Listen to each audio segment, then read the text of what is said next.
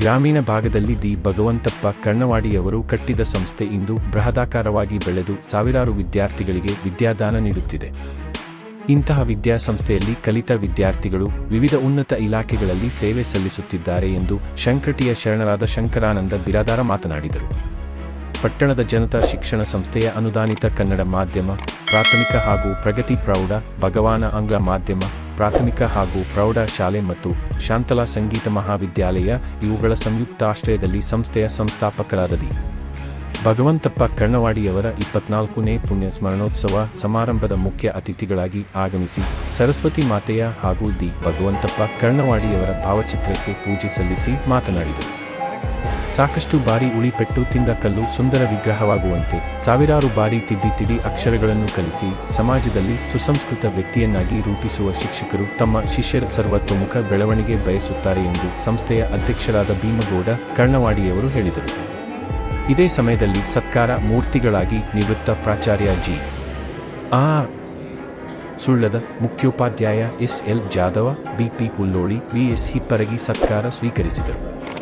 ಇದೇ ಸಂದರ್ಭದಲ್ಲಿ ಅನಂತ ಕರ್ಣವಾಡಿ, AJ. Chougala, TB. ಸಾಜನೆ ಹಾಗೂ ಮುದ್ದು ವಿದ್ಯಾರ್ಥಿಗಳು ಉಪಸ್ಥಿತರಿದ್ದರು. ಡಿ.ಎಂ. ನಾಯ್ಕ ಸ್ವಾಗತಿದರು. ಕುಮಾರಿ ನೇಹ ಅತಣಿ ಹಾಗೂ ಭಾಗ್ಯಶ್ರೀ ಗೌಡಣ್ಣವರ ನಿರೂಪಿಸಿದರು. ಪ್ರಾಚಾರ್ಯ ಗಂಗಾಧರ ಕುಲಕರ್ಣಿ ವಂದಿಸಿದರು.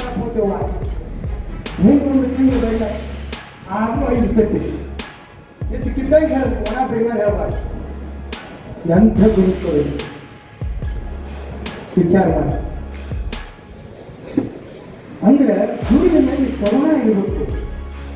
ಎಸ್.ಕೆ. ಪಾಟೀಲ್ ಸರ್ ಎಷ್ಟು ಬಡವರು ಎಷ್ಟು ಹೊರವರು ಈ ಕನ್ನಡದ ಧರ್ಮ ನಿಜಗುಣದ ಶಾಸ್ತ್ರದ ವಾಕ್ಯಗಳನ್ನು ಅಲ್ಲಿ ಪ್ರಿಂಟ್ ಮಾಡುವಂತೆ ನಾನು ಕೈಚಾರಿ ಆಗಿರ್ತಾರೆ ಕೇಳಿ ಕುಡ್ಕೊಂಡೆ ಬರ್ತಾರೆ. ಯಾಕೆ ಪಂಡಿತ ಗುರುವಿನ ಅನುಗ್ರಹದಲ್ಲಿ ಗುರುವರ ನೊಲವಿಲ್ಲದೆ ಏನು ನೋದಲು ಜ್ವರಕೊಳ್ಳಲರಿಯದು ಜ್ವರತಂಗಾಕತಿ ಅರಿಯದು ಹೊರ ಸಂಜ್ಞಾನ ಸುಮ್ಮನೆ ಬರ್ತದೆಲ್ಲ ಬರ್ಕೋಬೋದ. ಏನು ವಿದ್ಯಾರ್ಥಿಯ ಪಂಚಲಕ್ಷಣಗಳ್ಯಾವುವು? ಶಾಸ್ತ್ರದವನ ಇರಲಿ ವಿದ್ಯಾರ್ಥಿನ ಇರಲಿ ಬರ್ಕೋ. ಇಂದಿನ ಶಿಕ್ಷಕರಲ್ಲಿ ವಿದ್ಯಾರ್ಥಿಯ ಪಂಚಲಕ್ಷಣ ಹೇಳೋ ಗುರಿ ಇರಬೇಕು. ಅದು ಇರ್ತದೆ ನಾವು ಶಿಕ್ಷಣ ಕಲಿಸು ಮಾತಾಡ ನಾನು ಮಾತೊಂದಿದ್ದೆ ಪಠ್ಯ ತಪ್ಪುಕೊಳ್ಳಿ ಹಂಗೆ ಪಂಚಲಕ್ಷಣಗಳು 5ನೇ ತರಗತಿ ತನಕ ಕೂಸು ಮನೆಯಾಗ ಇರಬೇಕು. ತಾಯಿಕೆಯಿಂದ ಇರ್ತಾರೆ. ಯಾಕೆ ತನ್ನ ಬುಟ್ಟಿ ತಾವು ಒಪ್ಪೋದು ಸ್ನಾನ ಮಾಡಬೇಕು. ಅವನನ್ನು ಕಲಿಸಬೇಕು. ಗೃಹಸ್ಥರಾಗಿ ಮೊದಲನೇ ಪಂಚಲಕ್ಷಣದೊಳಗೆ 1ನೇದು ಯಾವುದು? ಕರ್ಣವಾಡಿ ಗುರುಗಳು ನನಗೆ ಹೇಳಿದೆ. ಗೃಹಸ್ಥರಾಗಿ 5ನೇ ತರಗತಿ ತನಕ ತನ್ನ ಚಡ್ಡಿ ಬಟ್ಟಿ ಒಗೆದಾಕಿ ಇಸ್ತ್ರಿ ತಾಯಿ ಸ್ವಚ್ಛ ಮಾಡ್ಕೊಂಡು ಬರ್ಬೇಕಾದ್ರೆ ಅದನ್ನ ಮನೆಯಾಗ ತಾಯಿ ಪಾಲನೆ ಮಾಡಿ ಕಳಿಸ್ಬೇಕು. 5ನೇದು ಆದ್ಮೇಲೆ ನೀ ಕಳಿಸ್ಬೇಕಾದ್ರೆ ಸಾಧ್ಯ ಗೃಹಸ್ಥರಾಗಿ. ಆಮೇಲೆ ಅಲ್ಪೋಪಹಾರಿ ಮುಂಜಾನೆ ಒಂದು 5 ಚಪಾತಿ ತಿಂದು ಬಂದು ಕ್ಲಾಸಿನ ಕೂತ ನಿದ್ರಾದೇವತೆ ಆಗಿನ ಕಲಿಸಿ ತೂಕ ಕಟ್ಟಿರ ಪೀರಿಯಡ್ ನಡೆದಾಗ ಅಲ್ಪೋಪಹಾರಿ 2ನೇದು. ಮುಂದೆ ಕಾಕದೃಷ್ಟಿ.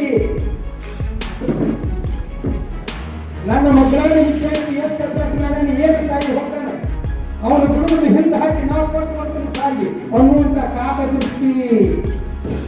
ಕಾಗಿಗೆ ಕಣ್ಣು ಹೆಸರಿ ಹೋಗ್ತಿದ್ರೆ ಎದ್ದು ಹೇಳಿ ಈ ಬೇಕು ಕಾಗಿಗೆ ಕಣ್ಣು ಗುಡ್ಡೋದು ನೋಡಲಾಕ ಕಣ್ಣು ತೆಗಿದೊಳಗೆ ಒಂದು ರಂಧ್ರದ ಆಡ್ತಾರೆ. ಕಾಗಿ ಗಿಡದಾಗ ಕುಂತ ಹಿಂಗೆ ಮಾಡ್ತದೆ ನೋಡು ಮುಟ್ಟು ಹಿಂಗೆ ಆ ರಂಧ್ರದೊಳಗೆ ಹಾಗೆ ದುಡ್ಡು ಚಿಕ್ಕಡೆ ಬರೋದು ಬ್ರಹ್ಮ ಹೇಳಿದ್ರು. ಅದು ಬ್ರಹ್ಮ ಕಾಗಿ ತಯಾರು ಮಾಡಿ ನಾವು ನೀವು ಎದ್ದು ಕಣ್ಣಾಗಿ ಎದ್ದು ಬುಟ್ಟಿ ಇಟ್ಟಿದ್ರೆ ರೊಟ್ಟಿಯನ್ನು ರೊಟ್ಟಿ ನೋಡಿ ಪರೀಕ್ಷೆ ಮಾಡೋರಿದ್ರೆ ಕೂಸಿನ ಕೈಯಾಗ ಒಂದು ರೊಟ್ಟಿ ಕೊಟ್ಟು ಅಂಗಡಿಯಾಗ ನಿಂದಿರ್ತಿತ್ತು. ಅರ್ಧಾಗ ಎಲ್ಲಿ ಇತ್ತು ಕಾಗಿ ಕಿಲೋಮೀಟರ್ ಬಂದಿರಲಿ ಬಂದವರು ಮೊದಲು ಮಾಡೋ ಕೆಲಸ ಕಾಗಿ ಕೂಸಿನ ಮುಟ್ಟೋದಿಲ್ಲ. ಕೂಸಿನ ನೆತ್ತಿ ಕೊಡ್ತದೆ. ಯಾಕೆ ಕೈಯಾಗ ರೊಟ್ಟಿ ಕೆಳಗೆ ಬಿದ್ದ ಮೇಲೆ ಹೋಗ್ತಿತ್ತು ಆಗ್ತದೆ. ಕಾಟ ದೃಷ್ಟಿ ಇರಬೇಕು. ವಿದ್ಯಾರ್ಥಿ ಅಭ್ಯಾಸ ಮಾಡಾಗ ಇನ್ನೊಂದು ಸೈಡ್ ಹೊರಗೆ ಯಾವ ಹೋಗ್ತಾನೆ 100 ಮಾಡ್ತಾರೆ ನಾಟಕವನ್ನು ಬಿಡುದು ನನಗೆ ಕಾಟ ದೃಷ್ಟಿ ಇರಬೇಕು. ಆಮೇಲೆ ಭಗಜ್ಞಾನ ನೀ ಅಭ್ಯಾಸ ಮಾಡೋದು ಯಾರು ನೋಡಿಲ್ಲ, ಅದಕ್ಕೆ ಭಗಜ್ಞಾನ ನೀರು ದಂಡಿಗೆ ಕೆರೆ ದಂಡಿಗೆ ಬಿಳಿ ಪಕ್ಷಿ ಉಂಟು ಕುಂತಿರ್ತೈತೆ ನೋಡಿ, ಕಣ್ಣು ಮುಚ್ಕೊಂಡು ಕುಂತಿರ್ತೈತೆ, ಸುಳಿಸುವಾಗ ಧ್ಯಾನ ಮಾಡ್ತದೆ. ನೀನು ಹೆಂಗೆ ಸಂಚಾರ ಮಾಡ್ತಾವೆ ಏಕಾಗ್ರದಿಂದ ಕೇಳಿ. ನೀನು ಲೈನ್ ಹಿಡಿದೋ ನೀವು ಮಕ್ಕಳಿಗೆ ಕಾಲು ಹಿಡ್ಕೊಂಡು ತುಂಬಿಸಿರ್ತೈತೆ, ಒಂದು ಗಣ್ಣು ಒಂದು ಲೈನ್ ಹಿಡಿತಿರ್ತಿರ್ತಾವ, ನೀನು ನೀರಾಗ ಪರೀಕ್ಷೆ ಮಾಡಿ ನೋಡ್ರಿ. ಅವಾಗ ಗಂಡಿ ನೀರು ಇರ್ತಲ್ಲ ಅದು ಒಂದೊಂದು ನುಂಗಿ ಮತ್ತೆ ಸುಳಿಸುವ ಹೋಗುತ್ತದೆ. ಯಾವುದು ಭಗಜ್ಞಾನ. ಹಂಗ ವಿದ್ಯಾರ್ಥಿ ಜೀವನದಾಗ ಯಾರನ್ನು ನೋಡ್ಲಾರ್ದ ಏನು ಯಾವಾಗ ಅಭ್ಯಾಸ ಮಾಡ್ತಾನೆ, ಏನು ಊಟ ಮಾಡ್ತಾನೆ ಗೊತ್ತಾಗಿರುವ ಇದು ಭಗಜ್ಞಾನ. ಆಮ್ಯಾಗ ಪುಣ್ಯಾತ್ಮರಿಗೆ 5ನೇದು ಯಾವುದು ಗೃಹಸ್ಥರಾಗಿ ಅಲ್ಪೋಪಹಾರಿ ಕಾಕ ದೃಷ್ಟಿ ಭಗಜ್ಞಾನ. ವಿದ್ಯಾರ್ಥಿ ನಿದ್ದೆ ಹಂಗೆ ಮಾಡ್ಬೇಕು. ಧ್ಯಾನ ನಿದ್ರಾ. ನಿಮ್ಮ ಮಡಿ ಮುಂದೆ ಎಲ್ಲರೂ ಹಾಗೆ ನೈಟ್ ಹಾಕಿ ಕಬ್ಬಿನ ಪಡೆದ ಹಾಳ ಕಂಡ ನಿಮ್ಮ ಮನಿ ಒಳಗೆ ಬಂದಿತ್ತಂದ್ರೆ ವಾಸನೆ ನಾವು ಕಂಡು ಹಿಡಿದು ಆ ಬಂದು ಕಬ್ಬಿನಾಗ ಅಡ್ಕೊಂಡು ನಾವು ಕಡೆ ಮುಖ ಮಾಡಿ ನಾಯಿ ಯಾರ ಕೊಡೋದು ಮನಿ ಮಾಡೋದು ಬರ್ತಕ್ಕ ಆ ಜಾಗ ಹೋಗುತ್ತಕ್ಕ ಮಲಗುದು ನಾಯಿ. ಅವನು ಓದಾಗಿ ಕಳಿಸ್ತೈತಿ ನಾಯಿ. ಮತ್ತೆ ಒಂದು ಬಿತ್ತ ನಿಮ್ಗೆ ನಿತ್ಯ ಹೆಚ್ಚು ಬರಾಗ್ತೈತಿ ನಾಯಿ. ನೀವು ಕಣ್ಣು ಮುಂದೆ ಬರೋದು ಅನ್ಬೋದು ನಾಯಿ ನಿತ್ಯ ಹಾಕಕ್ಕೆ ನೋಡಿ ಬಿತ್ತ ನಿತ್ಯ ಶ್ವಾನ ನಿದ್ರಾ.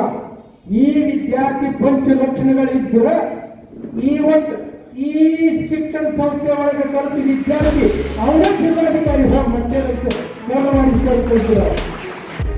ನಿಮ್ಗೆ ಆರಾಮಿಲ್ಲ ಅಂದ್ರೆ ನಿಮ್ಮ ತಾಯಿ ಯಾವ ರೀತಿ ಆರೈಕೆ ಮಾಡ್ತಿರ್ತಾಳು ಅಂತ ಬಿಸಿ ಬಿಸಿ ಅಡುಗೆ ಮಾಡಿಕೊಡ್ತಾ ಅಥವಾ ಅಡುಗೆ ಮಾಡಿಕೊಡ್ತಿರ್ತಾಳು, ಇಲ್ಲಾಂದ್ರೆ ಬಿಸಿ ಬಿಸಿ ಅಡುಗೆ ಮಾಡಿ ತಿಂದಿರ್ತಾವೆ. ನಂತರ ಟೈಮ್ ಟು ಟೈಮ್ ನಿಮ್ಗೆ ಔಷಧ ಕೊಡ್ತಿರ್ತಾವೆ. ಈ ರೀತಿ ನಿಮ್ಮ ಆರೈಕೆ ಮಾಡಿ ನಿಮ್ಮ ಆರೋಗ್ಯ ಸುಧಾರಿಸ್ತಾವೆ. ಒಂದು ವೇಳೆ ನಿಮ್ಮ ತಾಯಿನ ಆರೈಕೆ ಇರಲಿಲ್ಲ ಅಂದ್ರೆ ನಿಮ್ಗೆ ನೀವು ರೋಗದಿಂದ ಬರಬೇಕಾಗ್ತದೆ. ಅದಕ್ಕೆ ಯೋಚನೆ ಯಾರು ತಾಯಿನಿಂದ ಮಾಡಿದ್ರು ರೋಗಕ್ಕೆ ಸುಖ ಅಂತಾನಂತೆ. ಇನ್ನು ತಂದೆಯಿಂದ ಮಾಡಿದ್ರೆ ಪಿಶಾಚಿ ಆಗ್ತಾನಂತ. ಪಿಶಾಚಿ ಅಂದ್ರೆ ಸಿನಿಮಾನ ತೋರಿಸುವಂಥ ಕೈಲಿ ಕಾಣುವಂಥ ದೇವಲ್ಲ, ಅದು ನಮ್ಮ ಜೊತೆಗೆ ಇರುವಂಥ ದುಷ್ಟ ವ್ಯಕ್ತಿ. ಒಂದೇ ನಿಂದನೆ ಮಾಡಿ ಆ ವ್ಯಕ್ತಿ ಯಾವ ರೀತಿ ಪಿಶಾಚಿ ಆಗ್ತಾನಂದ್ರೆ ಸಂಸ್ಥಾನದಿಂದ ಎಲ್ಲರಿಗೂ ತೊಂದರೆ ಕೊಡ್ತಾ ಎಲ್ಲರ ಜೀವನ ನಾಶ ಮಾಡ್ತಾನೆ. ಆ ವ್ಯಕ್ತಿ ಈ ರೀತಿ ಪಿಶಾಚಿ ಕಾರಣ ಏನಂದ್ರೆ ಆ ವ್ಯಕ್ತಿ ತಾವು ತನ್ನ ತಂದೆನೇ ನಿಂದನೆ ಮಾಡಿದ್ರೆ ಆ ತಂದೆ ತಾವು ಏನು ಮಾಡ್ತಾನೆ ಆ ಮಗನಿಗೆ ಯಾವ ರೀತಿ ಸಲಹೆ ಕೊಡಂಗಿಲ್ಲ ಅಥವಾ ಯಾವ ರೀತಿ ತಪ್ಪು ಮಾಡಿದಾಗ ಅಥವಾ ಶಿಕ್ಷಕ ಬಲಿ ಆದಾಗ ತಂದೆ ಆ ಮಗನಿಗೆ ಬೈಲಾಗಿ ಅಥವಾ ಬಡವಾಗಿ ಬುದ್ಧಿಗಳಾಗಿದೆ. ಆಗ ಅಂಥ ಮಕ್ಕಳು ದುಷ್ಟರಾಗಿ ಬೆಳೀತಾರೆ. ಅದಕ್ಕೆ ಹೀಗಾಗಿ ಜೀವನದಲ್ಲಿ ತಾಯಿಯ ಜೀವನ ಶ್ರೇಷ್ಠವೋ ತಂದೆಯ ಬೈಗಳು ಕೂಡ ಅಷ್ಟೇ ಶ್ರೇಷ್ಠ ಅಂತ. ಯಾಕಂದ್ರೆ ತಾಯಿ ಜೀವನದಿಂದ ನೆಮ್ಮದಿಯಿಂದ ಮಲಗಿದ್ರೆ ತಂದೆಯ ಬೈಗಳಿಂದ ನೆಮ್ಮದಿಯಾಗಿ ಜೀವನ ನಡೆಸುವಂಥದ್ದು. ಆದ್ರೆ ಈಗ ತಂದೆ ತಾಯಿಗಳ ಪರಿಸ್ಥಿತಿ ಹೇಗಾಯ್ತು ಅಂದ್ರೆ ತಂದೆ ದೇವರ ಮಕ್ಕಳು ಅತಿಯಾಗಿ ಪ್ರೀತಿ ಮಾಡ್ತಾರೆ.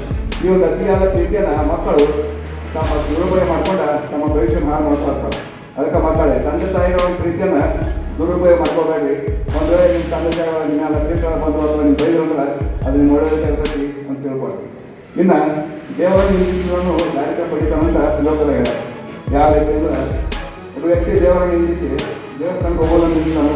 ಇದರಿಂದ ಏನಾಗ್ತದೆ ದೇವಸ್ಥಾನದಲ್ಲಿ ಇರುವಂಥ ಮಹಾತ್ಮರ ಮತ್ತು ದೇವಸ್ಥಾನಕ್ಕೆ ಬರುವಂಥ ಸಜ್ಜನರಿಂದ ದೂರಾಗಿ ದುರ್ಜನಿಗೆ ಕೆಲಸ ಮಾಡ್ತಾನೆ. ನಂತರ ದುಷ್ಟತೆಯ ಬಲಿಯಾಗಿ ದುಡಿಯೋದನ್ನು ನಿಲ್ಲಿಸ್ತಾನೆ. ಈ ದುಡಿಯೋದನ್ನು ನಿಲ್ಲಿಸೋದ್ರಿಂದ ಬರುವ ಆದಾಯದಿಂದ ಕೆಟ್ಟ ಚಟಗಳಿಂದ ಇದ್ದ ಹಣವನ್ನು ಖರ್ಚಾಗ್ತೀವಿ. ನಂತರ ಚಟಗಳಿಗೆ ಹಣ ಕಡಿಮೆ ಇದ್ದ ಆಸ್ತಿಗಳನ್ನೆಲ್ಲ ಮಾರಿ ಎಲ್ಲ ಒಂದು ಸಂಪತ್ತು ಕಳ್ಕೊಂಡು ದರಿದ್ರ ಆಗ್ತಾನೆ. ನೀವು ಅನ್ಬೋದು ದೇವರನ್ನು ಹೊಗಳಿದ್ರೆ ದೇವರ ಹಣ ಕೊಡ್ತಾನೆ, ಆದರೆ ದೇವರ ಹಣ ಕೊಡೋಂಗಿಲ್ಲ. ಆದರೆ ದೇವಸ್ಥಾನಕ್ಕೆ ಹೋದ್ರಿಂದ ಅಲ್ಲಿರುವ ಮಹಾತ್ಮರ ಮತ್ತು ಸಜ್ಜನರಿಂದ ವ್ಯಕ್ತಿಯ ಸಂಸಾರ ಉಂಟಾಗ್ತಾನೆ. ಮತ್ತು ಯಾವ ಚಟಗಳಿಗೆ ಬಲಿಯಾದರೆ ದುಡಿಯುತ್ತಾ ಇದ್ದ ತನ್ನ ಆಸ್ತಿ ಉಟ್ಕೊಂಡು ಶ್ರೀಮಂತನಾಗ್ತಾನೆ. ಇನ್ನು ಗುರುವನ್ನು ನಿಂದಿಸುವಂತ ಕುಲವನ್ನು ಕಳೆದುಕೊಳ್ತಾನಂತ ಶ್ಲೋಕನೇ ಹೇಳ್ಯಾರ. ಯಾವ ರೀತಿ ಅಂದ್ರೆ ಆ ವ್ಯಕ್ತಿ ಅವ ಗುರುವನ್ನು ನಿಂದಿಸ್ತಾನೆ, ಕುಲವನ್ನು ಕಳಿಸ್ತಾರೆ. ಒಬ್ಬ ವ್ಯಕ್ತಿ ಅವ ಗುರುವನ್ನು ನಿಂದಿಸಿದಾಗ ಅವ ವ್ಯಕ್ತಿಯಿಂದ ಗುರುವಿನ ದೂರ ಆಗ್ತಾನೆ. ಆಗ ಆ ವ್ಯಕ್ತಿಗೆ ಗುರುವಿನ ಬೋಧನೆ ಮತ್ತು ಮಾರ್ಗದರ್ಶನ ಕಳೆದುಕೊಳ್ತಾನೆ. ಅಷ್ಟೇ ಅಲ್ಲ, ಗುರುವಿನ ಸಿಗಬೇಕಂತ ಜ್ಞಾನ ಮತ್ತು ಸಂಸ್ಕಾರ ಕಳೆದುಕೊಳ್ತಾನೆ. ಇದರಿಂದ ಆ ವ್ಯಕ್ತಿ ದುರಂತರಾಗಿ ಸಮಾಜಕ್ಕೆ ಕೆಟ್ಟ ವ್ಯಕ್ತಿಯಾಗಿ ತನ್ನ ಇಡೀ ಕುಟುಂಬಕ್ಕೆ ತಂದ ಕೊಡ್ತಾನೆ. ಇದಕ್ಕೆ